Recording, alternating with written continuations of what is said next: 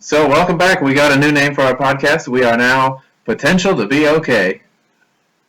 This part might get cut. I don't know. But anyways, I'm feeling it out. I like it. Potential to Be Okay. That's us. Tonight's episode, I'm going to lead the way because I got us into it in the first place. Thanks a lot, you dick. Yeah, tonight we've been doing Misfit sequels. We've talked about overrated movies. We're going to try our first series, our first franchise. And this one I'm guilty of because this is one of my favorites. And I had not only a hard time finding it, you have a hard time meeting people who've ever seen more than just the first one. So I just wanted to give some support to one of my all-time favorite movie series, The Dirty Harrys. You know, I was one of those people. Beyond the first movie, that was it. And then you're just like, hey, let's watch the whole series. And I was like, okay, so maybe you should give a rundown of the first Dirty Harry because, you know, I got to admit, I don't think many people nowadays have seen the first Dirty Harry. So the original movie comes out in 1971, pretty early in the history of the genre, I would say. Before that, you had gangster movies, you had the James Bonds, but I don't think people were kind of using that word action movie to describe things up until that early time when movies like The French Connection, Death Wish, stuff like that started coming out. And we got Dirty Harry, which I think is kind of the flagship one. I've had this debate with people, but I consider that like the line in the sand when we suddenly have an action genre when Dirty Harry exists. I would actually make this, because I thought about Dirty Harry a little bit, that this was the beginning of the cop movies. Yeah. This was this movie gave away to Lethal Weapon, gave away to Die Hard, Beverly Hills Cop, you name it, all those cop movies. Because in the old days, it was always like private detectives. You know, you had your Humphrey Bogarts, and you know, private detectives or detectives, and every now and then you get some cop, you know, movies back in the day. But that genre kind of switched towards the film noir with, you know, private detectives, and then Dirty Harry kind of gave it a rebirth. You know, it wasn't like spies or anything. It was just, you know, a cop. Yeah, these ones kind of like these ease the transition because he is a detective inspector, but he's also just an everyday working guy, which is, I think it's maybe the earliest times we see that. And I think it also kind of gave birth to the vigilantism kind of aspect of it too, because he has that side of him too, where he kind of takes the law into his own hands, which obviously we're going to talk about several themes. You know, with Magnum Force, it's a very, very relevant one that kind of plays a factor into his way of thinking and his clash with authority, which one of the numerous themes that Harry Callahan goes through.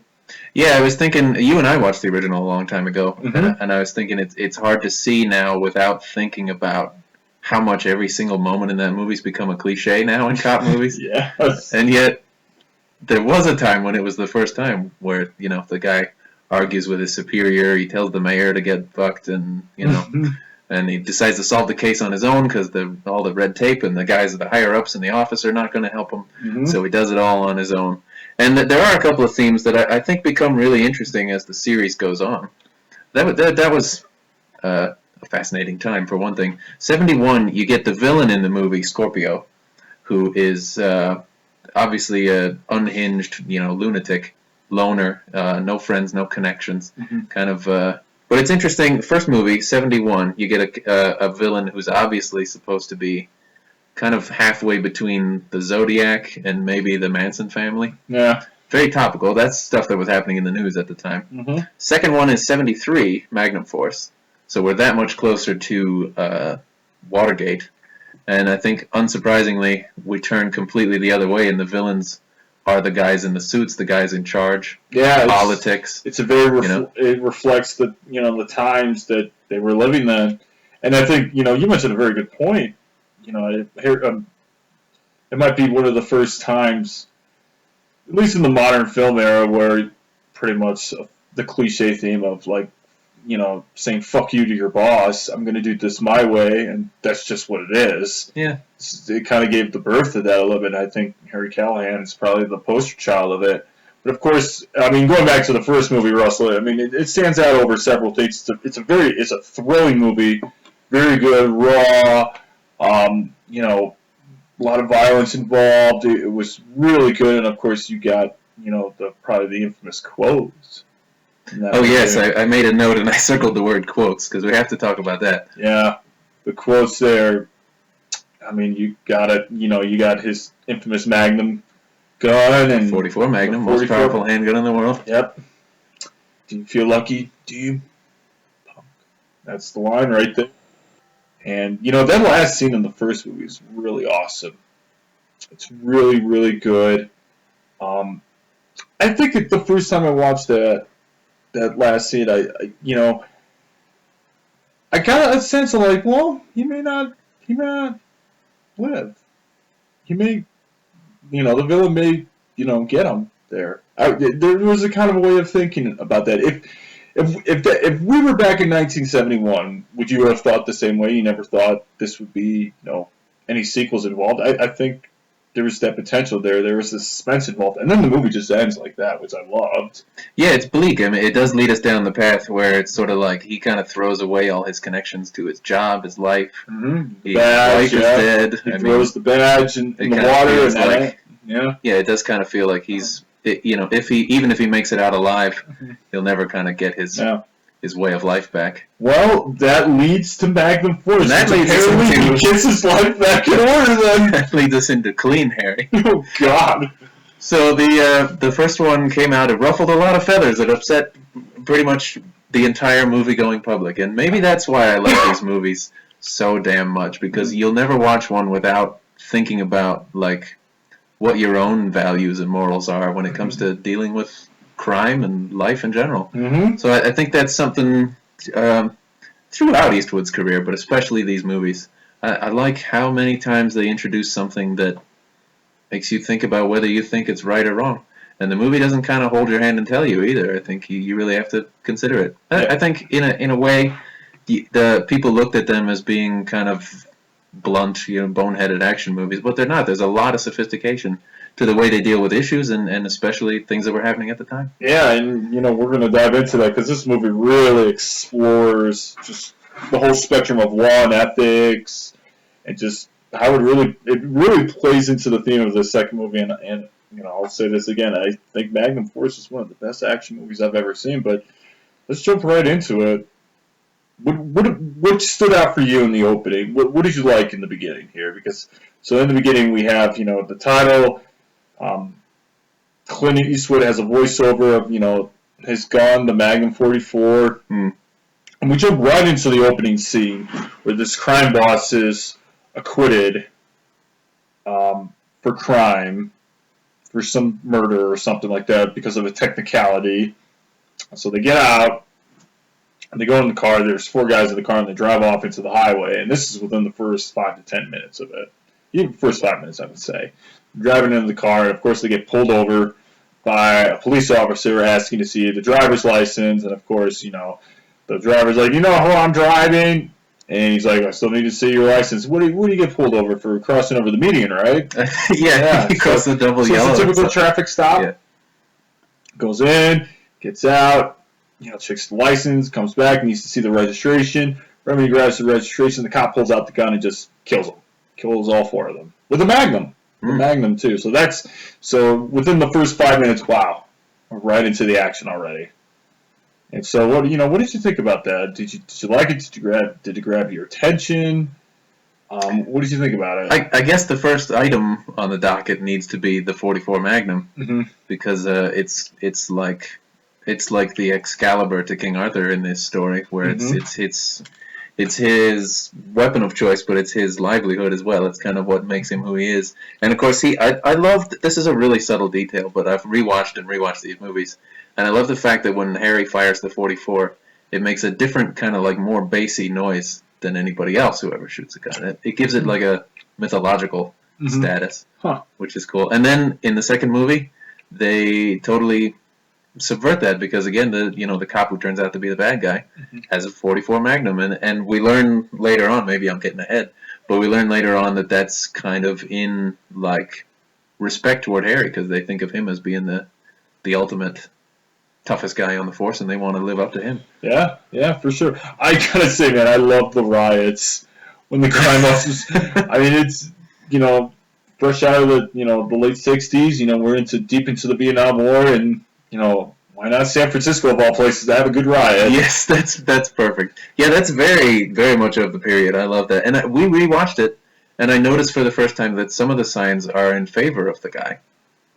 Because in the first movie, he's like union boss or something. Yeah, but he's been something getting like away that. with. He's the Jimmy Hoffa of San He's Francisco. Hoffa, yeah. He's been getting away with murdering people, and they're all upset about it. And all the signs are like, "Rika, you're a killer," put him in the slammer. But some of them are like, "Rika's A-okay," or "Let him go."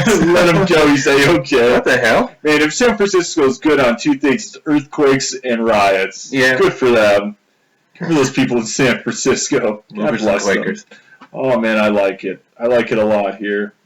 So, yeah, it starts off with the, and they're killing on the highway in broad daylight. And I'm thinking to myself, there's a lot of people on the highway in San Francisco, even in the 70s. Like, damn, dude. I guess I'll finally answer your question. I really like the way they set the tone because, we get several minutes of setting up who Carmine Rika is, and we're thinking, well, he's obviously going to be the main villain of this movie, and then they just totally blow him away. Yeah.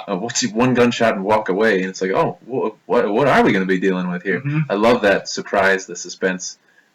Just a goddamn great movie. You're right. I'm starting to agree with you. It is awesome. Well, let's see if you feel this way towards the end of it. So that's how the movie starts right here. So there's a lot of themes I wrote down.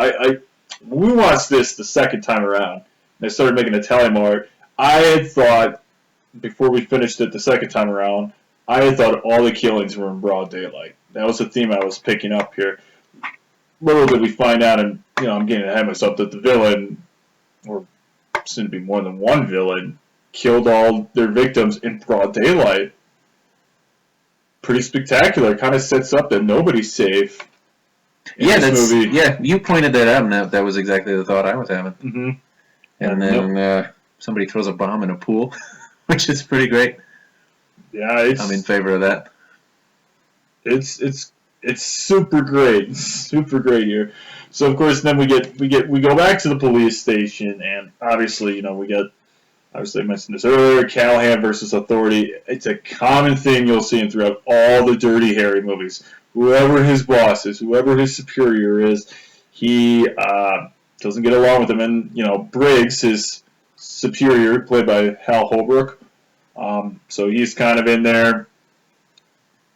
They're going back and forth with each other on how to handle cases like this. Here's another question. How many fucking, police, whatever they're calling themselves, what was Briggs' title? He's the chief of police, I guess? Yeah, I guess so. I'm like, how many chief of police does the San Francisco PD have? Throughout Callahan's career, it's like they go through as many police chiefs as Callahan goes through partners. Yeah. Nobody sticks around. Nobody fucking sticks around except for Harry and the Italian guy. Yeah, that's it. Here's a positive thing. I like that there are so many holdovers from the other movie. There were in the original movie. There's a real brief reference to his old partner Frank DiGiorgio. And we meet him for a little bit, and they crack some jokes, and they're old friends, and then he walks away. But then he comes back in the second and third movies, which is something really rare in a series, to expand on that minor character from the first one. Yeah, that's cool. So, what's your first impression on Briggs here? You're just thinking to yourself, another fucking police chief that just doesn't like these hard-nosed cops and want, we get the sense that he wants Harry to stay in line, obey the law, listen to your superior, he has an authority issue problem, keep him straight. He knows he's good at his job, but it's his attitude. Yeah, the great John Vernon was just magnificent in the first Dirty Harry movie as the mayor of San Francisco. And then Hal is just the perfect guy to replace him as the police chief. I guess we didn't even know who the chief was in the original movie. I don't remember. He had a lieutenant. Yeah. Now he's got a chief, played by the great Hal Holbrook as Briggs. Yeah, he's just spectacular. I guess you kind of mentioned it. Another thing I really like about this series is it opens on the same note every time. It's kind of like how with Sherlock Holmes they always start in their rooms at Baker Street and someone comes in, I have a mystery. With Harry, it's always that he just solved some case playing by his own rules, and he damaged company property or whatever, and then they got to bring him in and bust his balls about it. And then we go off on our adventure. I like that they stuck with that in all 5 movies. It's great. Always damaging property and shit like that. The insurance, thank God the insurance covers it. Yeah. Sometimes. So he never has to pay out of pocket either, as much as they ream him out about it. I know. Well, they don't probably pay him enough, and the cost of living in San Francisco. So the action just keeps going on. Next thing you know, like him and his new partner, Early Smith. Yep. His old partner retired to become a school teacher because he couldn't hang with Dirty Harry anymore. Yeah. And who could blame him? Yeah, I don't blame him either. So his new partner and him, they're getting up, and obviously Harry's telling him about all his old partners and stuff like that, and then they go off to the airport because to get the best burger in town. Yeah. It was to get the best burger in town at the airport where this guy who retired from the police force who just serves burgers in the airport. Yeah. Back in the day when you could just go to the airport and grab a bite to eat. Sounds like an amazing job. I know, it sounds like an amazing time. Oh, I made a note of this too because I liked it. I didn't notice it before till we redid this. But all of the first 3 movies feature a scene where his partner sees some kind of crime scene and wants to throw up. I did not get that. It's the kid victim in the first one, and then it's the guys in the limo, and then in the third one it's the guy with the brain removal scene, which we'll talk much more about, I'm sure. Oh God, I'll have to when we watch episode 4 and 5, I'll have to keep an eye out for that. So. Anyway, one of the great scenes of the whole series ensues at the airport. So take it away. So these guys just hijack this plane, and of course they run into, I think the FBI's there or something like that, or somebody's there. Yeah, there's a room full of people with diagrams trying to figure out how to. They're trying to figure out how to fucking do this. These federal agents, and they have no idea how they're gonna do this. So of course Harry and his partner sneak in, and they're just like, "Can I help you?" May I make a suggestion? Yeah, may I make a suggestion? They're like, who? San Francisco Police Department. Oh, yeah, sure, come on in. We got these hijackers. They're asking for a pilot or something. Well, I mean, go in there and stuff like this. He poses as the pilot. He goes into the plane. And so he takes off, and he's starting to fly. He's going down the runway, speeding up. And I think one of the co-pilots like, Captain, do you know, excuse me if this is a stupid question, but do you know what you're doing in terms of flight? Nope, never flown before in my life. And then he jams on the brake. Just beats the shit out of the guy in the cockpit, and then the other guy. And I think this is so awesome. He's trying to, he's holding a hostage, and then he goes and he hides behind the exit door in the back of the plane.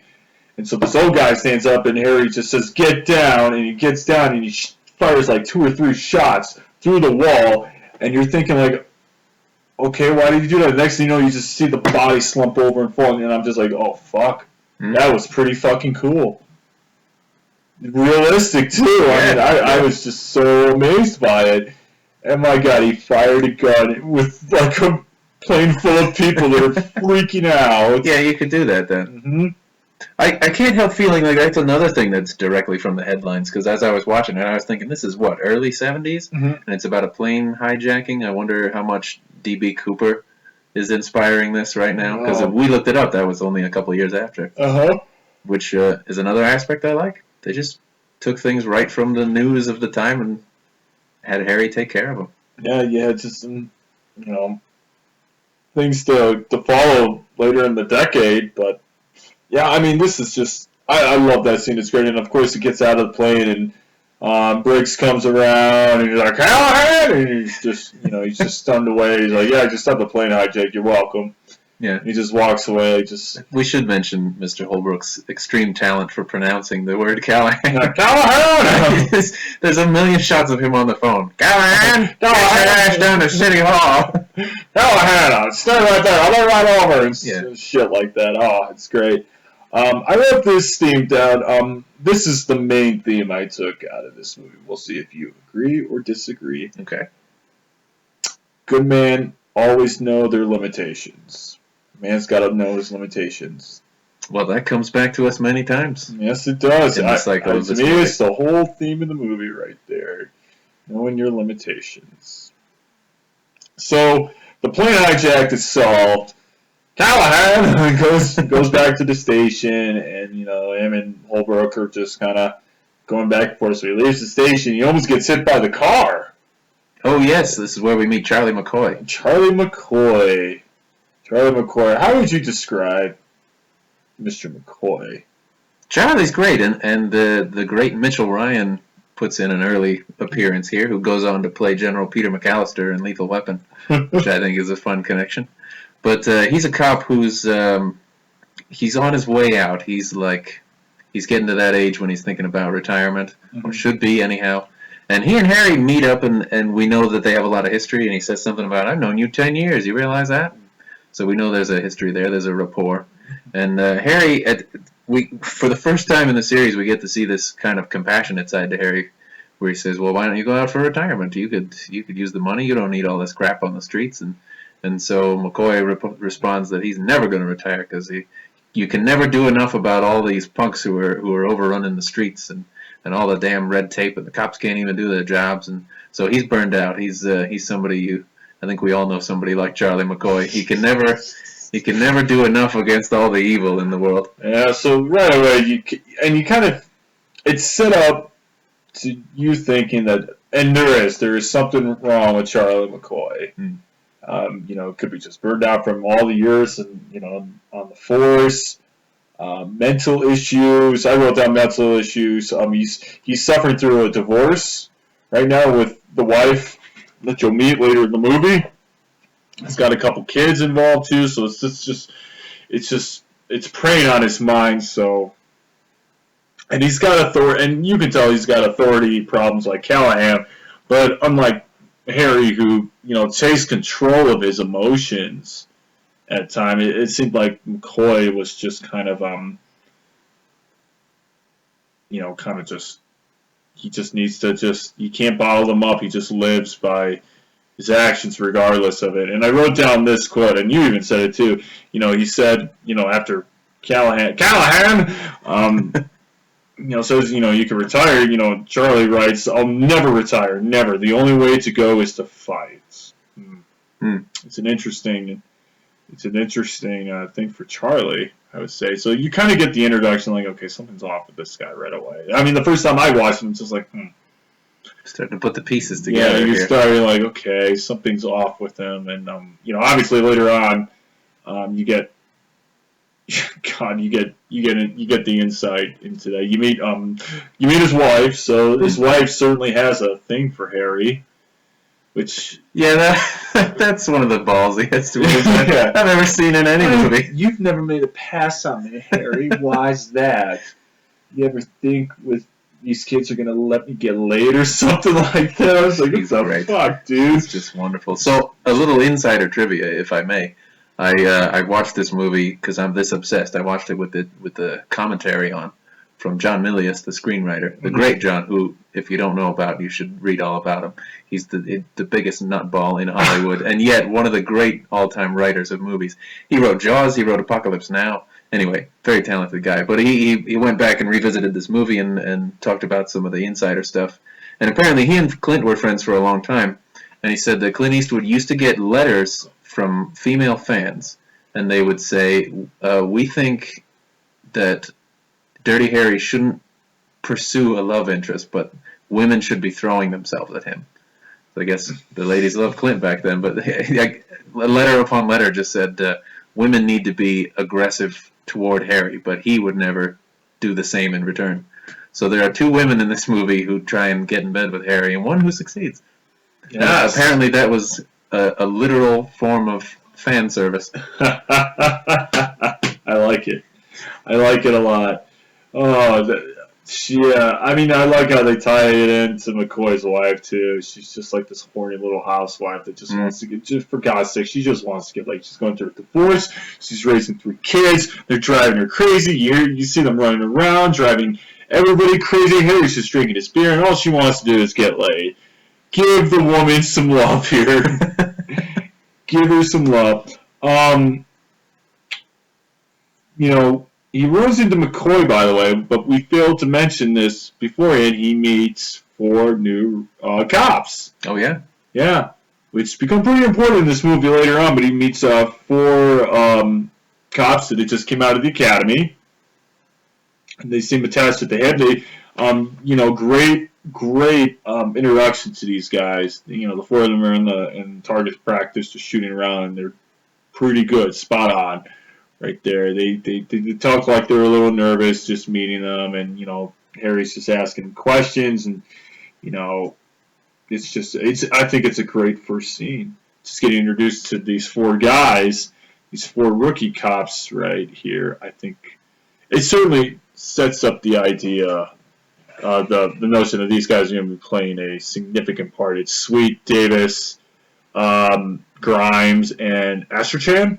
Astrachan, yeah, Astrachan. Yeah, they all have names that very interesting should ever have. Tim Matheson, a very young Tim Matheson plays. I think he plays Sweet, right? Yeah, he plays Sweet. I remember right. They all kind of look really similar, which he later learned there's a reason for that. Mm-hmm. But yeah, that is a great intro to them because it's like the new generation of recruits coming into the San Francisco police, and they all kind of want Harry to respect them and think they're as cool as him. You know, they all want to be a great shot with the .44, just like Harry. Yeah. So that leads us down a path that maybe is a twist later on. Yeah, but one of them tries it. I think it was Davis that tries the Magnum 44. He said it was a little too heavy for him, or he's like, how do you get used to shooting this, or something like that. Where he shoots it, and they all seem pretty good dead shot, but all 4 of them, even Harry's partner said, they never leave each other. They're always, attached to the hip, I think is how he put it. It's a great moment. It's a great moment for Harry as a character, too, because instead of going to bed with a beautiful woman who just threw herself at him, he can't. He's got to be alone and go to the shooting range, and that's his life, is being a cop. So, I mean, subtle, but I think it's there. Yeah, absolutely.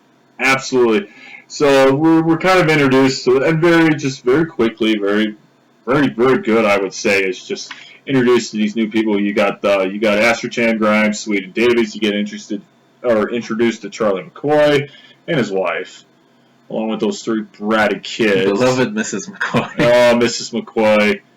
Oh, God. And then, the 3 kids are just as blonde as her, and I think that's a great detail, too. I think so, too. Boy, definitely didn't get Charlie's physical attributes, which might be a blessing in disguise for the kids. Maybe. Hopefully he didn't get his mental attributes, but we'll see about that when they grow up in Dirty Harry Part 5, The Revenge of Charlie McCoy's Kids. The McCoy Force. Oh man, see, I would watch that.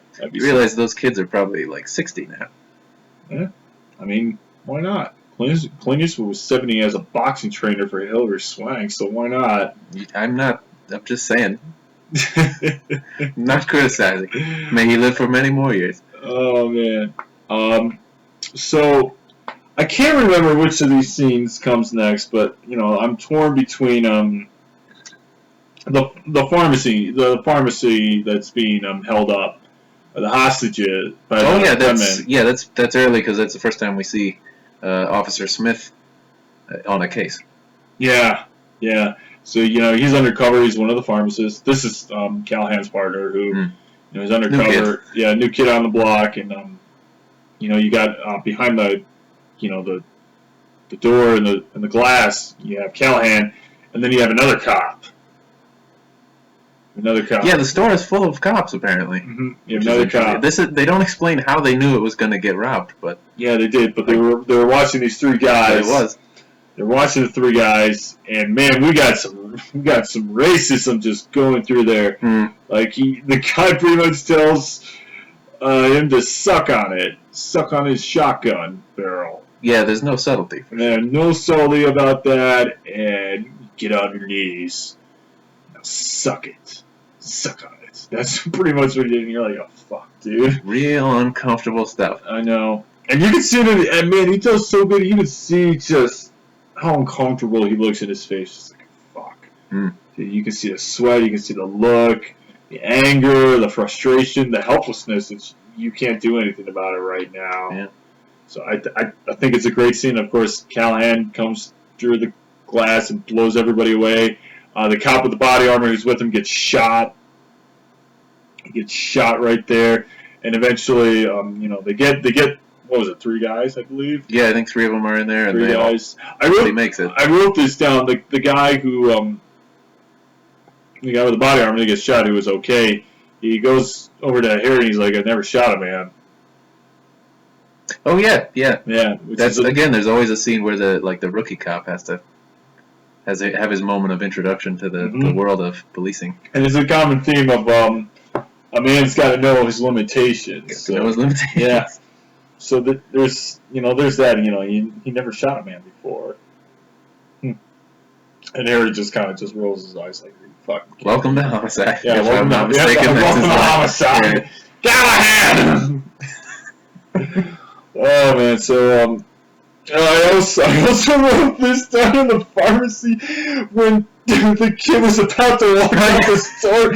One of the guys just grabs the kid and just throws him in those colored baskets. He like tosses him like a fucking frisbee. That's He beautiful. just tumbles down like dominoes through the baskets. Oh man, just the vulgarness of the guy. Suck it. Suck on it. Oh, Jesus Christ. Yeah. Real bad people we're dealing with here in the streets of San Francisco. God damn. It does make that point, that's for sure. God, San Francisco's not a safe city. Mm. Well, you want to talk about Sidney the Pimp? Wait, he has a name? Yeah, his name's Sidney. Oh, I never noticed that. Now you know, his name is Sidney. Oh. He was the pimp who killed his hoe. Yeah, so without getting too vulgar ourselves, there's a pimp who murders one of his girls by making her drink drain cleaner. And which is just this is another behind the scenes with Milius. He talks about how he came up with that idea just because it sounded so bizarre and weird, and he was like, well, nobody ever did that in a movie, but he didn't expect them to film it. And then, of course, there's some real life application here because I guess a couple of years after that, maybe even the same year as this movie, that there were the hi-fi murders, as they're called, because somebody tried to hold up a record store. Yeah. And somebody tried to use that murder method, make somebody drink drain cleaner. Well, it doesn't actually kill you. I mean, it's bad for you. But so they made it. So yeah, they tried to do that. Then ended up murdering the people. Luckily, these guys went to prison. But it's a weird legacy this movie has, in that it inspired a real grisly, real life murder, which for one, the writer of the movie has always said, like, if I could change one thing in my career, I wouldn't have written that stupid line about the drain cleaner, because I never thought somebody would really do it. I think it's brilliant. I mean, I love the scene. I love the scene with the drain cleaner. And so going to this scene, this cab driver pulls up to, what was it, a hotel? Yeah, there's a convention. Yeah, it was a convention, and she's just like, excuse me, and she just hops in there, jumps in front of this like rich couple or something like that. And she's like stuffing these $100 bills or just a wad of cash, in her underwear and her bra. And she keeps telling the cab driver to put keep his eyes on the road because he keeps staring at her because he obviously, it's just been revealing. And so she's stuffing the cash in her bra and her underwear. And she tells him to stop right here. So she's about to get out of the car. She tips him some money. And then Sidney the Pimp just jumps in and he's like, drive. And that's where, he's driving, and, she's like, oh, Sidney, I was going to give you the money. I was going to do it. I can't believe you remembered his name. Hell yeah, I remember Sidney the Pimp. He had a pimp-ass car, too, that pink-ass Cadillac. Oh, yeah. Holy fuck, that car was bitchin'. God, I love it. Different times. Different times. But yeah, so the cab driver's so uncomfortable just driving. And he was like slapping her around back there, and then like he starts really beating the shit out of her, and then he stops the car and he just takes off. The cab driver is so scared, and then he rips the wig off of her and just stuffs the drain cleaner down her throat and kills her. Takes the money, too. Yeah, that takes the money. Yeah. So we already made this point, but just for the hell of it, let's really reinforce that the streets of San Francisco are not a nice place to be. They're not a safe place to raise your kids. Yeah. Do you hear me, creators of Full House? They're not a safe place to raise your kids. This is why we have the Olsen twins now. God bless them. Oh, God. So it leads into the next scene where Sidney the Pimp, I'm going to make sure you remember his name from now on, sorry. is driving, he's driving on the highway, and of course he gets pulled over by the cop. Traffic cop. Traffic cop. He was pulled over for running through, failing for his turn signal, I believe. Oh, that's right. Yeah. He forgot to put his turn signal on when he was changing lanes. So they're in, like, some kind of, some sort of, like, gravel kind of... Yeah, he pulls him, like, under a bridge. Yeah, it's like under a bridge. Yeah. I almost want to say, was it under the Golden Gate? I don't know. Probably. Broad daylight is the important part. Yeah, it's in broad daylight, and so he has to see his driver's license. So Sidney shows him his driver's license, which is actually a wad of cash, and he pulls out the Magnum to shoots him. So He shoots him at least 4 times, I think. Oh yeah, he makes sure the job is done. He makes sure he is dead. And you know what? We missed a scene, dude. We missed probably my most favorite scene of this whole movie. Really? What did we see? The swimming pool. Oh. Tits are shown. Yes. People are getting shot at. There's a smoke grenade. I mean, everybody's just fucking dying. Somebody goes through some glass. I mean, it's fucking great. Who was it? Suzanne Summers. Yes. Suzanne Summers is the topless woman that you told me. Yeah, I got so excited I skipped that. But yeah, the pattern anyway is that some sort of traffic cop or somebody in the uniform of one is going around and blowing away all the scumbags in San Francisco. Yeah. And of course, Chief Briggs has to clean up the mess and tell the media that we're not going to stand for this sort of thing in our city, and that's what's set up multiple times. Yeah. Throughout the The movie. swimming pool area. Do we ever know who was the main target? I think it was just briefly said, but that was it. I didn't even remember if it said some kind of crime head. Some kind of crime head. And I know when Harry was arguing with Callahan, or with Briggs about this is a cop that's doing it. It's not some sort of war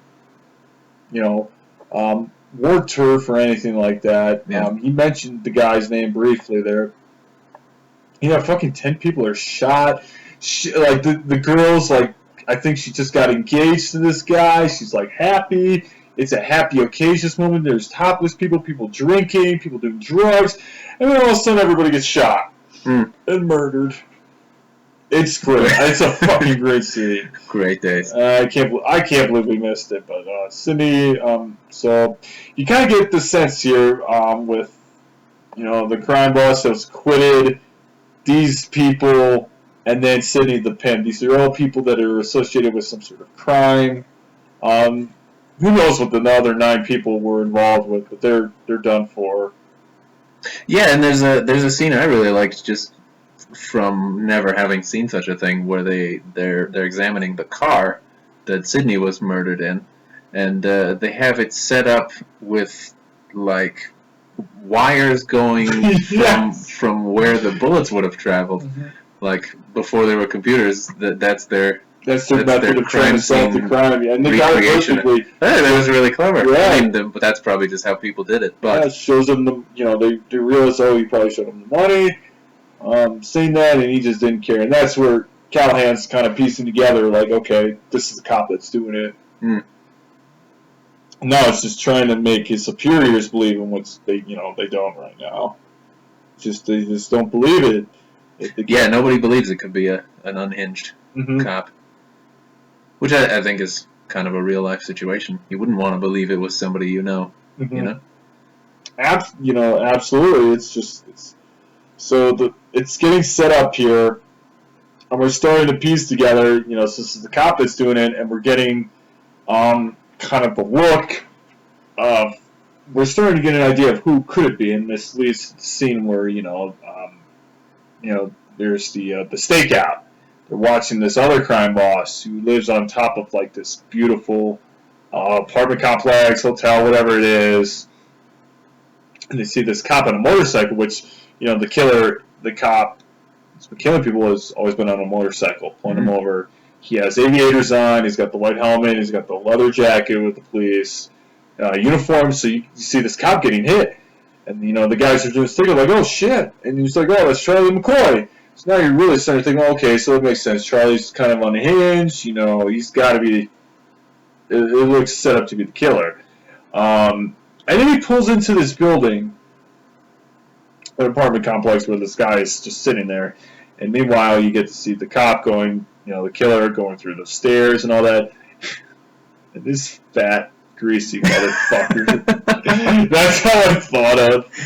Just this guy. There's like this hooker here, and like there's this young brashing guy who's just doing cocaine off her tits and between her ass crack too and all that. He's just having a good old time. They want to make him do it, and he's like, I never touched that stuff. It's like 700 a gram or something like that. It's like, okay, you greasy motherfucker. And then they're taking turns on this girl. They don't waste any time making you feel sympathy for these characters. We're just gangbanging this girl while doing cocaine off her tits, and then the killer comes in and just takes the silencer and just fucking kills everybody, including the girl who crashes through the window and her head hits the railing of the balcony. She just plummets to her death. I'm like, fuck, dude. It's the most uncalled for of all things. Yeah, God. So great, man. Gravity rocks. Gravity's a bitch, man. I love it. They do get more and more brutal. Like, you thought the swimming pool was bad. Oh, that's my favorite death of this whole movie. It's my favorite one. Just this hooker just doing, and it just falls like 300 feet to her death, and then she just turns into squash, probably. God, you know that happened. Oh, God. But then, so the killer leaves the building, and then he runs into Charlie McCoy. And so then you're like, oh. And he smiles, he's like, okay, I want to meet, and then he gets shot and he gets killed. So Charlie's out of the picture. Charlie's out of the picture. All our theories are now back to zero. It's back to zero. And so Callahan goes into Briggs' office, and, he found out about the crime boss, and then he says it's Charlie McCoy. It's got to be Charlie McCoy. And then Briggs breaks the news that, no, it can't be Charlie McCoy because he's dead. But the twist of this is we find out that it's Davis. Davis is the one because he goes outside and he plays crowd control on the civilians that are just going outside, and he's like sweating. He's just like, everybody stay behind, and so then Harry's just trying to figure out, like, how did he get there so fast? Yeah, that was another kind of shocker for me the first time I watched it, because we've been led along like we don't know who the killer is. We never get to see his face. But then suddenly he whips off his helmet, and you know exactly who it is. And we're like, oh, well, I'm only halfway through this movie, and they revealed the villain already. Yep. But then, did they? Well, we'll see about that. Can we talk about the Asian girl? Oh, yes, I almost forgot. What the heck is her name? Sunny, I think. I think so. I can't remember. But my favorite part is, like, she kind of says something like, what does a girl like me have to do to sleep with a guy like you? Harry's response was to get in bed with you. Yeah, his response was try knocking on the door. Yeah. It's like, okay, cool. Very fucking cool, man. And so she knocks on the door. She comes in, and then he has to leave. He gets called back in, and then he eventually comes home, and she's still waiting for him. I'm like, wow. You just want it. You're patient. When you want something, you wait. That's another side to Harry you wouldn't have expected coming off that first movie. Oh, no, absolutely not. Great days. Absolutely not. So, and if I'm not mistaken, this leads into one of my favorite sequences when they're at the shooting tournament. Because early on we learned that the guys were practicing so they could make it into the police squad firing championship. And so all of them made it, of course. And Harry's kind of an institution around here, as he says, because he always wins the gun. Yeah, he's won like 3 or 4 years in a row, or what the hell ever you call it. It's archery, but with guns, I guess. Pretty much. So yeah, they set up to like a shooting range, basically. They had civilians and villains. I love the scene because it basically comes down to Davis and him in a tie, a shootout, basically. I just love the scene where there's a guy comes up and Davis shoots the guy, and then he rolls on the ground and then behind the wall. It's just really, I'm just like, wow, it's dedication. And Harry's just walking. He just walks. He doesn't give a shit. He doesn't take cover. He just walks for it. Yeah. All showmanship. But that's one of my favorite, like, detective moments in any movie I think I've ever seen, where he's in the shooting tournament. He has a feeling something's off about these 4 new recruits, and so he deliberately shoots the wrong person. So then he can tell his bullet from the other guys, and then sneak in at night and do some forensics. Yeah, I just think that's really clever. Do a ballistics test. Yeah, exactly. He lost just so he can find out about, so he can test it, see if, because he's on to Davis and he's on to the other guys too, so he's wondering. So then that leads us into the last guy, the last crime boss to go into, Palacio, is that what he's called? Oh, Palacio. Yeah, Palacio, yeah. God, so many scumbags get blown away in this movie. I just can't Yeah. even remember them all. I mean, so pretty much Briggs has a whole bunch of the cops in this like projection room. It reminds me of the first scene in Citizen Kane when they're watching the newsroom. They're all just sitting there smoking and just fucking listening to the newsroom. It's like, Callahan, you can have Callahan. Palacio, you can have him. It's not Palacio. And so, you know, he's going to get a warrant for his arrest, and so they have to go in and arrest this guy. But he takes Davison's suite with him. Oh, yes, along with his own partner, Early Smith. Yep. Which leads me to my favorite awkward exchange of the movie when they get the guys who are all the slumlords are at their hideout, and one of them gets a phone call, and he says to the others, "Somebody just called and said the police are going to hit us." And no one reacts. The paper. They're so great. They're eating their takeout, and nobody says anything. And a minute goes by, and he goes, "Huh. We better check it out."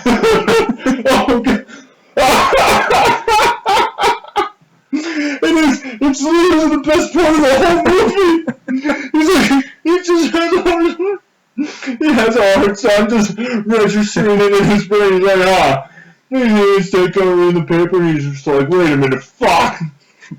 What's on the paper, and now he starts to get worried. I think that would happen to you and I, too, if, like, you're just sitting there eating takeout, and let's see if, like, me and Kayla answer the phone, the police are coming. And I think you and I would just do the same thing, like, get the guns. Great. Well, that's what happened. And so Sweet knocks on the door. He said, we got a warrant for your arrest. Nobody's here. Well, clearly there's somebody there, because obviously their answer was closed. I forgot about that. There's nobody here. Let's take the difficult answer. I'm just hoping maybe He could have just not said anything. This guy's clearly a moron. I know. Maybe it's just one of those. Maybe it's like a villain's dream come true or something. Just like maybe if I tell the police we're not here, they'll actually believe us. Hey, sorry. Yeah. He said there's nobody there. He said there's nobody there. Let's go home. So of course, oh man, it's great. So obviously Sweet's involved. He's knocking on the door. Davis and Callahan are kind of off to the side, and so is Early. And all of a sudden, Sweet just gets blown away through the door. Just dead, done. And you're like, well, fuck. Yeah, we lost our suspect now. Mm-hmm. Again. So he gets blown away. Poor Tim Matheson. Just poor son of a bitch. So then, they're having the shootout. Guys are getting blown away. So Palacio gets away. He drives his car, and Harry gets on top of the hood of the car. He's driving along. He's going through all these twists and turns through the dock, and then he gets Harry off. And the next thing he knows, he looks up, and there's like this giant like crane holding some kind of like metal. I don't know, like it's infrastructure. It's doing its thing. We don't have any idea what the but he gets decapitated. There's a huge crane that goes through his windshield. Yeah, decapitates him. Yeah. And the greatest part is the car's still running. And Harry just walks slowly up and just turns it off. Yeah, it was fucking great. God, this is a great film. It's a great film, and oh god, I'm glad you're not the only one who's realizing the takeout scene. The police are coming.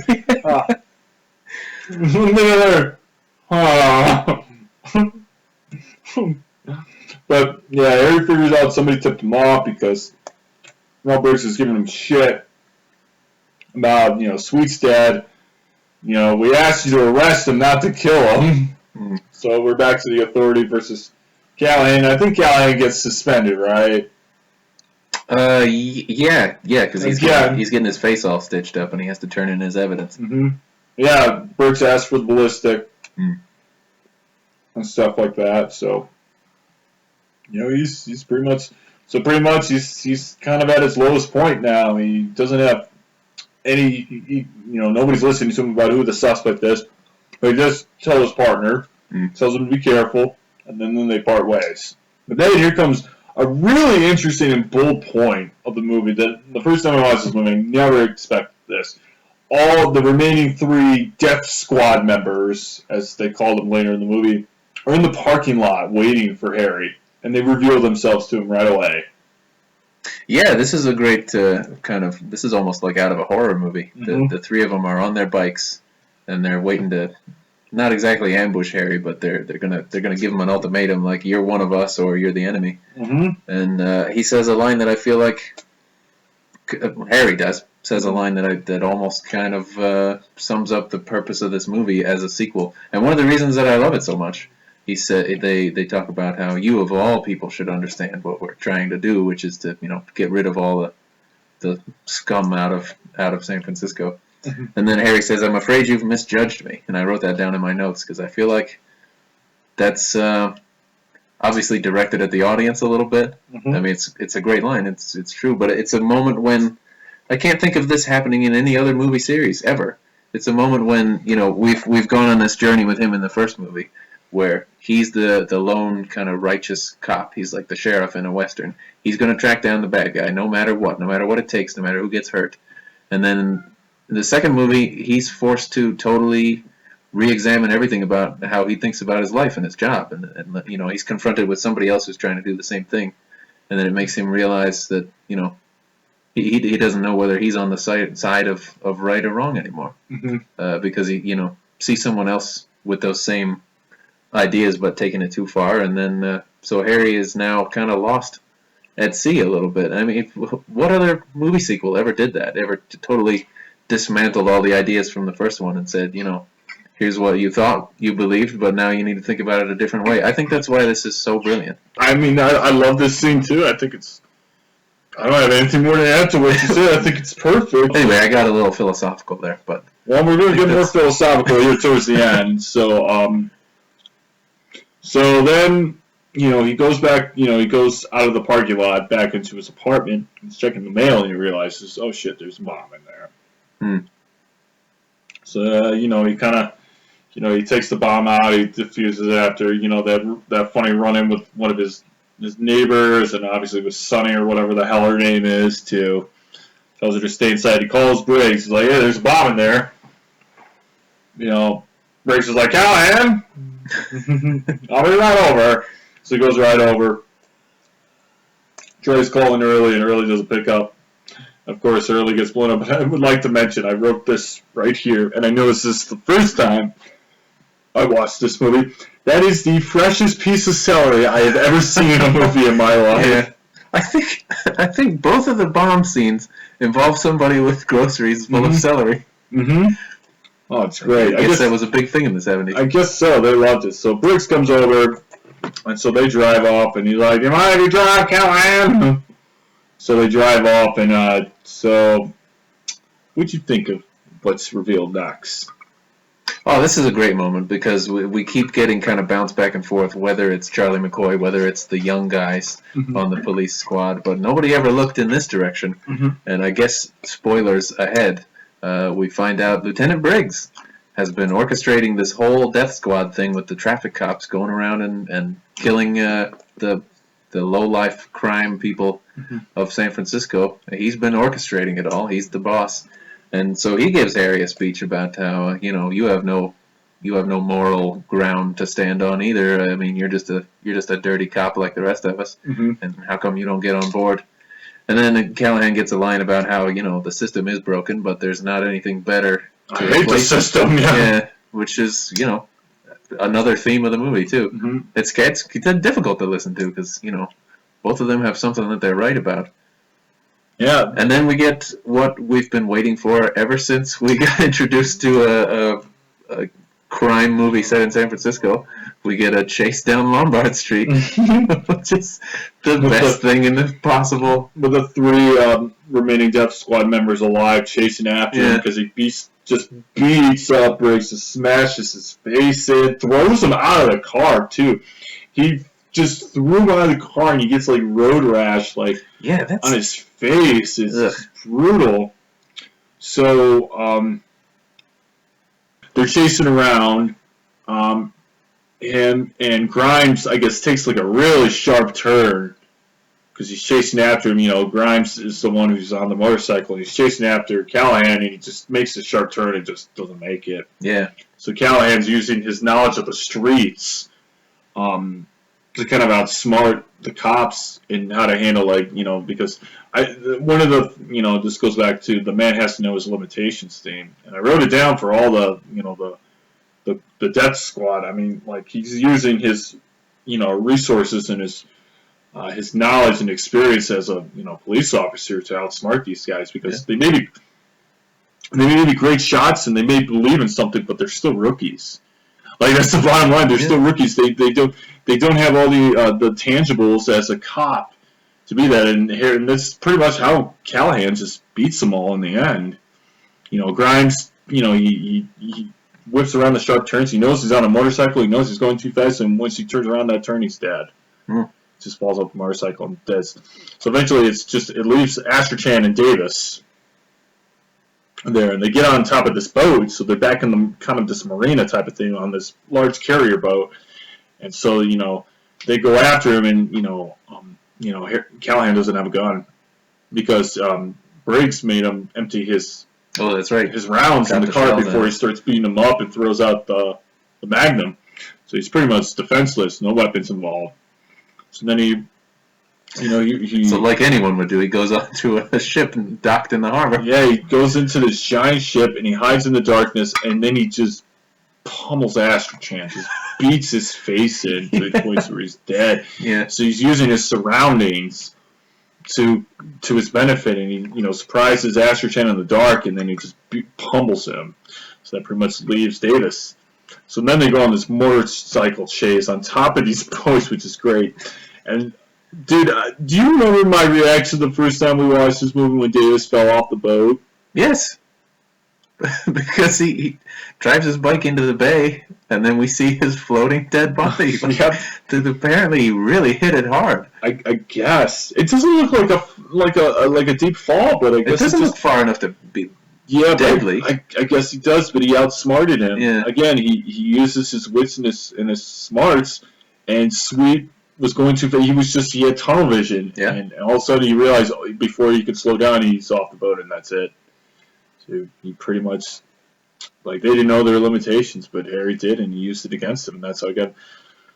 So of course Briggs finds him, and he has, oh god, he falls under the villain syndrome, man. He falls under the villain syndrome, where he has the perfect opportunity to kill him. Yeah, but he's got to explain him to death. Yep. And he's just going to expose him and use the own system he believes in, I think is the words he puts it, against him. So obviously the bomb was still in there, so Harry reactivates the bomb and keeps it in the car. And the car blows up, and he says at the end of the last line of the movie, man has to know his limitations. And then just kind of sadly strolls past the burning wreck of the Oldsmobile or whatever it is. Yeah, great days. Call back to I think, and we'd have to check again, but I think they all end with like a pullback helicopter shot of him walking away from the scene of the crime, which I like again that's tradition. That's, you know, they repeat the themes from the other movies. But you wrote that down, and I thought that was really interesting because I had never thought about it before. It's just, I mean, it's a great line in the movie. Man's got to know his limitations. It's the whole theme in the movie. He says it a couple times. Yeah, but I never thought about it. It's the whole reason for everything. I mean, it really is brilliant writing. Yeah, it's the theme of all the movies, and that's how he pretty much outsmarts all of the guys. For Briggs, he, you know, at the end of the day, he was corrupted with power, but also I think what really did him in was his forgetfulness. Sure. For the simple things of being a cop. Yeah. Check your surroundings. Yeah, check your surroundings. At the end of the day, he made a rookie mistake. Yeah. And Harry exposed him of it and cost him his life. Other things I wrote there, you know, how far does the law go? An eye for an eye. Vigilantism. I mean, there's just a lot of themes involved here. Did you get deep involved? But those are always with the philosophical terms of law and ethics, and just, you know, how far can you go with the law? I mean, what makes something right and what doesn't make the other thing right? I mean, I think this whole movie explains everything. In terms of the police, can be the most terrifying, you know, thing of all. Yeah. They have the power. They have all the power, really. They have the weapons. They can falsify records to, commit you of crimes that you didn't commit. I mean, police brutality. I mean, it happens all the time. It's a very frightening thing, and I think this movie kind of plays into the fact that it could happen at any time, really. And Yeah, I mean, for touching on all that, it's one of my absolute favorite sequels. I mean, from a storyline standpoint, because in the original one we got the rogue cop, and like the original is a great movie, and we're cheering for him all the way to catch the bad guy because we know that he's a lunatic, and we know that he can't be stopped. Somebody's got to take him down, and so you cheer for Harry throughout that whole thing. And that upset all the critics. They thought that it was in favor of police violence. One person famously called it a fascist movie, which is crap. But that caught on. That was how people were describing it for a long time, for many years afterwards. And then this second movie comes along and says, you've got the wrong idea, and there's more to it than that, and here's the other side of the argument. The cops can be the bad guys too, the establishment can be the bad guys, which I think is, not only very topical of the 70s, but it's true. prevalent of today. Definitely. And so, yeah, it's a fascinating thing. I really love how they tackle the individual as evil, but then the system, the organization, as being just as bad. It's really brilliant. I love this damn movie. Well, how do you feel now? I told you the first time we watched it, I said, this is one of the best action movies I've ever seen in my life. Are you in favor of that statement? I'm totally in favor of that. I always loved it. I mean, it's one of my favorite movie series, but you've really converted me to the side. I think I would show anybody Magnum Force and say, if you don't think action movies can be smart, effective, thrilling, whatever, sit through this, and I think it does it. Yeah, and I just want to make a note of this. This movie was released in theaters December 25th. Merry Christmas! Merry Christmas! You get one of the best action movies ever. Merry Christmas, you filthy animals! Dirty Harry and Magnum Force. But we had all of this, and then this leads into the third movie, which was a complete 180 in terms of just the theme of it. Everything was just like the Enforcer was just the opposite of this almost, in some ways. Very lightheartedness compared to Magnum Force.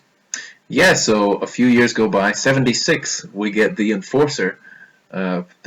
Apparently the series is going to live on. We're up to a trilogy now. And this is a movie that divides a lot of the audience. Personally, I absolutely love it. I mean, there are marks against it, but I think if you're gonna go 3 deep in this series, I think this one took it in exactly the right direction. It's definitely different. You watch the first 2 movies and they're just raw. They're violent and deep in meaning, and then this one it's deep in meaning, but it's more like if Dirty Harry and Magnum Force were rated R movies, this one was like a PG-13 rated. So Harry, of course, is still having authority issues with the new police chief this time. Yeah. Long story short, we get introduced to this guy with a Bowie knife that kills these 2 security guys along with this Revolutionary Squad. What was it called? Oh, the People's Revolutionary Squad. Yeah, I wrote down Revolution Counterculture Terrorist Group, question mark. How over the top can you get? Oh my god. And so we get introduced to them, and later on in the movie they steal these military weapons, these great military weapons, that they kill this poor old man who's probably just doing this job as like post-retirement. He gets stabbed and he lets out this awful scream, and I'm just like, oh my god, it's not the way he was supposed to die, you bastards. So we have that, and that's pretty much, they pick up the weapons, and later on they kidnap the mayor. Sure. Oh boy, the mayor. The mayor's my boy in this movie, but a different mayor, we should mention. Another mayor. We got another police chief, another partner, and another mayor. Nobody sticks around. Nobody ever sticks around except for Harry Callahan. And his old partner gets killed, which is how more the female partner gets to be Harry's partner.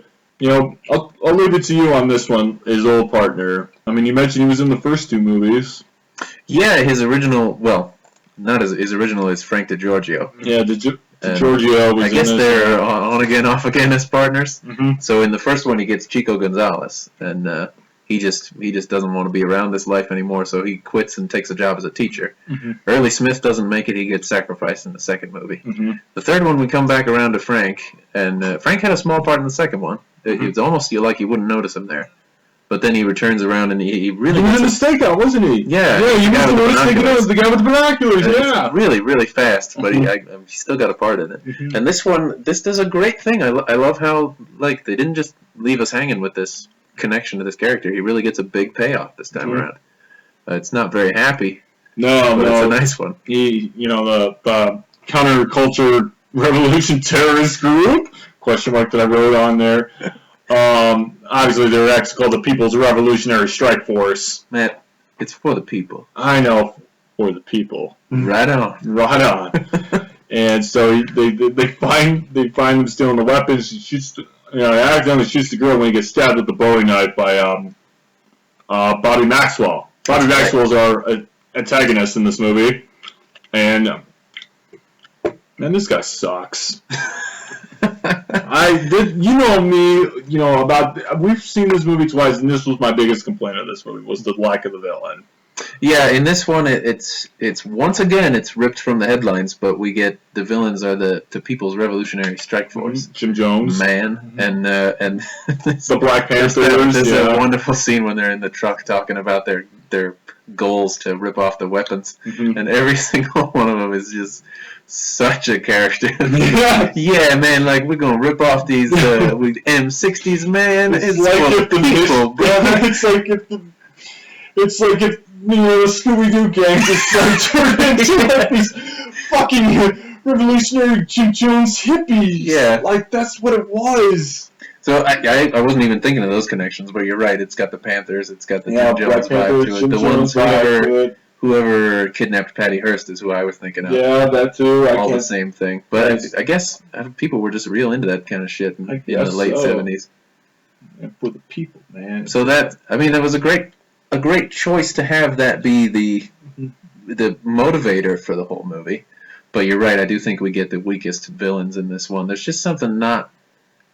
Scorpio was so chilling because you knew that he didn't have any humanity, in the original movie. He just couldn't be stopped. He didn't have empathy for other people, so he was just kind of an animal. And then the second one, the cops are equally frightening because they have authority, they have power, they have resources to do whatever they want, and that's scary as hell, like you already said. So this one, it's obviously urban terrorists, which is a great idea, but not as powerful. It's just a bunch of goofballs, just kind of just going around, seeing, hey, this might work, this might not, man. What are we gonna do? Yeah, maybe the people. Maybe they're just too hippy dippy, I guess. Or something. Yeah. What do you think about Moore in this movie? Yes, we have to talk about the Inspector Kate Moore. Yeah. This is a moment where it gets the most maybe upsetting of the whole series ever did. So there's a new initiative to get female participation in the police force, and Harry's got to sit on the council and interview the prospective new officers. After he gets demoted into personnel for damaging company property with, guess what, another holdup at the liquor store, which he blows people away, crashes the car into the store, and then that's why he gets demoted. Yeah, we didn't mention that because it's a given at this point. Yeah, it's a given with Eric Callahan. He busted Callahan. something up, and they had to, get a slap on the wrist. So he gets demoted to personnel, and he's got to interview the new candidates. One of them, of course, is very young lady named Kate Moore, who has never made an arrest in her life. She's only worked in records. He doesn't consider her to be, good enough to be a real cop. Tell us your biggest felony arrest. Yeah. Tell us your biggest misdemeanor arrest. He doesn't think if she were in the field that she'd be able to do anything. He basically thinks that she's incompetent. And of course, everyone else thinks his reason for acting that way is that he's just simply a dinosaur. I mean, it's still it plays through today, and obviously we realize later on that the police force is promoting this for political reasons, obviously, which, wow, surprise, surprise. Does that not sound familiar in today's era? Bummer. For sure. For sure, yeah. And that's where the mayor comes in. I think that subtlety there was beautiful. I think that was a great way. Yeah, that took a couple of times watching it for me to really connect that they're doing it not for the people, man, but to help get the mayor reelected, because it looks like he's trying to be more inclusive. So I like that this once again, the thing I love about Mr. Eastwood is there's no person he hasn't managed to offend at some point in his life. Especially with these movies, because there's that scene early on. He's interviewing her. He doesn't think she can do anything. He comes across like the world's biggest asshole towards her, and then later on he's forced to have her as a partner, and so he has to drag her out of the way when they're shooting off a rocket launcher, whatever it is, because she doesn't know that there's a backfire. It's great. So she looks totally incompetent and like a useless woman, and she's just there to make the department look good. And then as time goes by, we find out that she, while not being a beat cop like Harry, has certain talents that he could never have because he never worked in records. She knows how to manipulate the files and the information and how to find out about people, which Harry couldn't do. You know, she turns out to be an asset to him, which I like it. The movie plays both sides of that. Like, why should she get promoted when she doesn't have the experience? But then again, she has this other set of qualifications that makes her as valuable as anything else. I think it's actually, it comes across really harsh, but it's a pretty decent evaluation of somebody in that real life situation. Yeah, absolutely. I think the great part of just knowing just how unqualified she is on, where Harry is strong in this is the chase scene. Yeah. They're chasing the guy off the roofs, and she's just like running. She's still carrying that like purse, which we later found out the bomb was in there, and she's wearing like these heels. And then of course Harry finally catches the guy in the church, and she just breaks through the door. She's like, please! Like 20 minutes after he already caught him. I love that scene. I think it's great. I also wrote down a scene just because I think if there are any women in the audience at this point, I think they all can relate to the scene when she knows where the bad guy is going, and she runs up to Harry and the police chief, and they won't stop to listen to her try to tell him that she knows where he's going, because I think he calls her sweetie. Yeah. He's like, listen, Toots, hey, pipe down, would you? Listen, Toots, pipe down. We're talking here. This is man. And finally she's like, I saw him. I know where he's going. Well, why the hell didn't you tell me? Oh, and I wrote, on the topic of Police Chief Bressler, I wrote down something that occurred to me this time we watched it. This was the first time I ever thought of it. Because those two are kind of at odds in the first movie. They lock horns a lot because Bressler's the by-the-book guy, and you have to follow the rules. You have to, pay attention to the victim's rights and stuff like this. And Harry's like, I don't give a shit because I'm about what's right. And then the two of them have this history together. By the third movie, there's none of that like antagonism between the two of them. It seems like they're more like old friends now, and I like that aspect. If you're going to be the third movie in a series, there's an evolved relationship between two of the characters. I think that's really cool. Yeah, that's a fair point. I'm into that. Yeah, definitely. This movie definitely has some high points. I love more in this movie. I love that Harry is a little more laid back, a little more humorous in this movie. You really get to see his humor side this time around. For sure. I love the mayor. I love the mayor's assistant just directing during the press conference. I think that's just great. I don't know why. I just love that guy. I love the new police chief, too. I love how much of an asshole he is. Like, I think it's great. I like the characters overall outside the villain, the People's Revolutionary, I like. They're just kind of like these goofballs in some way, and I just like it. I think it just fits in really well. Yeah, this one was where it got a little silly. I don't think it suffers too much from it, because there was always a little bit of humor to the series. This one really embraces it. I mean, when he interrupts the porno movie while he's chasing. Oh yeah, the chase scene in there. Yeah, for sure. He beats up a guy who sells dirty magazines or something. Yeah, that was good. All the old women, they're just using a lipstick to kiss on the letter. Just those young women who are just like, they're asking for like money or something. That's great. And then the 32 different sex positions or positions something. of love. Yeah, with the inflatable doll. It's great. Oh, God. It's great. I love how he also holds the guy with the plunger. He's just like, he's got the plunger. Yeah. The toilet plunger. He's got the guy pinned down. He's like, I want information. I ain't giving it to you. Puts the plunger closer. I'm all right. I'll give you some. I think that's great. I want to go back to Bobby Maxwell here for a moment. Let's talk about Let's talk about this motherfucker right here. I will say this is a shining moment though. When DiGiorgio goes in and he catches the guy, all the guys, breaking into the military weapons, and he's got all 4 of them held up. Tells the girl, who we get introduced in the beginning, she's the one who seduces the 2 security guards, the hitchhiker. Posing as a hitchhiker, get up there. By the way, I also wrote this down. This is the first thing I wrote down in my note. Hitchhiking. How long were they driving? 3 minutes? Isn't it a lot? And the security guys, I felt like it was just burned back. If it was as short as I think it is, I would have been like, dude, you couldn't just walk there? But anyways. That's why you never pick up hitchers. I agree. This movie probably terrorists. Exactly, for the People's Revolutionary Strike Force.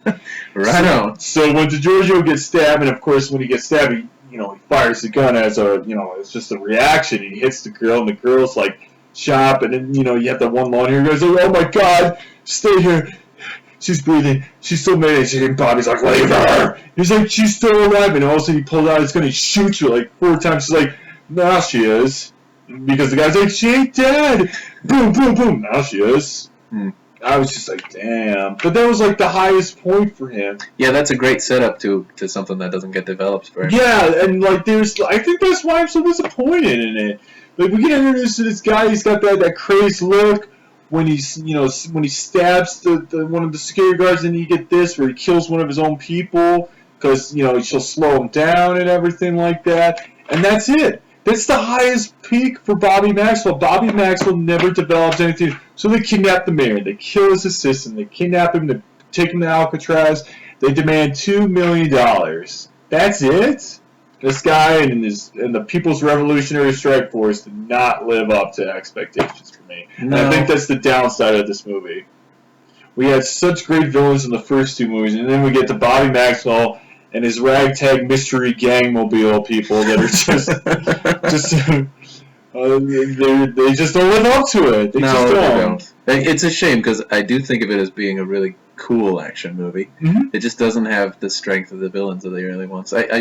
Some part of me wishes, Dennis Hopper had been available or something. Yeah. Somebody to really convey that insanity that he's, obviously supposed to have. Yeah. But they just don't develop really who he is, what he wants.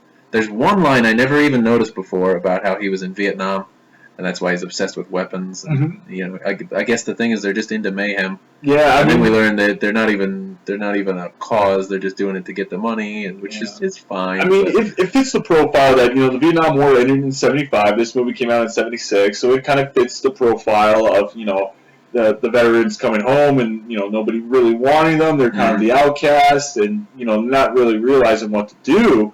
So a lot of them needed to find like a place. A lot of them needed to find a new purpose because they, their government pretty much betrayed them.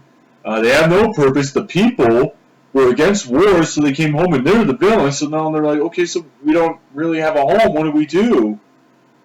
So I mean, they could have played off with like, they could have given us a chance to feel bad for him. That would have been really. That would have been better for Bobby Maxwell. I mean, it's so relevant. Even before the war ended, this was happening. It was happening all throughout the 70s. They had the perfect opportunity. And they could have had Bobby Maxwell as a loner, coming home, nobody wants him, so he kind of takes out his frustration as an outcast, and they could have played into that theme a little more. And I think that would have been a lot better than the People's Revolutionary Strike Force. Not that I don't hate the idea, it just never lived to that potential.